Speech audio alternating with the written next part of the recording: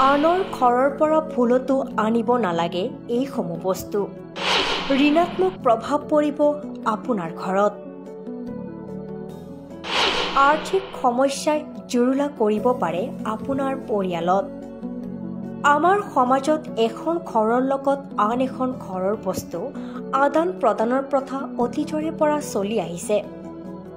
প্ৰয়োজন সাপেক্ষে মানুহে এখন ঘৰৰ পৰা বস্তু নিজৰ ঘৰলৈ আনে, কিন্তু প্ৰয়োজন হ'লে আনৰ ঘৰৰ পৰা সকলো বস্তু আনিব নালাগে। বাস্তুশাস্ত্ৰ অনুসৰি কিছুমান বস্তু ভুলতেও মানুহে আনৰ ঘৰৰ পৰা আনিব নালাগে।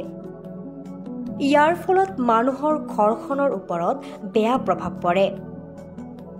বাস্তুশাস্ত্ৰ অনুসৰি কি বস্তু মানুহে আনৰ ঘৰৰ পৰা আনিব নালাগে। মানুহে ভুলতেও আনৰ ঘৰৰ পৰা আচবাব আনিব নালাগে। আনৰ ঘৰৰ পৰা আচবাব আনিলে সেই ঘৰখনত ঋণাত্মকতা আহে। ইয়াৰ ফলত ঘৰখনত অশান্তি সমস্যাই দেখা দিয়ে। বাস্তুশাস্ত্ৰ অনুসৰি মানুহৰ ঋণাত্মক শক্তি প্ৰথমে ভৰিৰ পৰাই নিৰ্গত হয়। গতিকে মানুহে কেতিয়াও আনৰ চেণ্ডেল বা জোতা পিন্ধিব ঘৰলৈ আনিব নালাগে।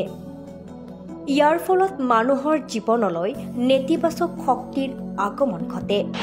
মানুহে ভুলতেও আনৰ ঘৰৰ পৰা ছাতি আনিব নালাগে। আনৰ ঘৰৰ পৰা ছাতি নিজৰ ঘৰলৈ আনিলে সেই ঘৰখনৰ গ্ৰহ দোষসমূহ আপোনাৰ ঘৰলৈ আহে। বাস্তুশাস্ত্ৰ অনুসৰি মানুহে আনৰ ঘৰৰ পৰা বাচন বৰ্তন আনিব নালাগে। ইয়াৰ ফলত মানুহৰ ঘৰত নেতিবাচক শক্তিৰ আগমন ঘটে আৰু ঘৰখনত নানা সমস্যা, বাধা, ৰোগ ব্যাধিৰ সৃষ্টি কৰে। গতিকে এতিয়াৰে পৰা পালন কৰক এই নিয়মসমূহ। আপোনাৰ ঘৰলৈ আহিব সুখ সমৃদ্ধি, ৰোধ হ'ব আপোনাৰ সকলো সমস্যা।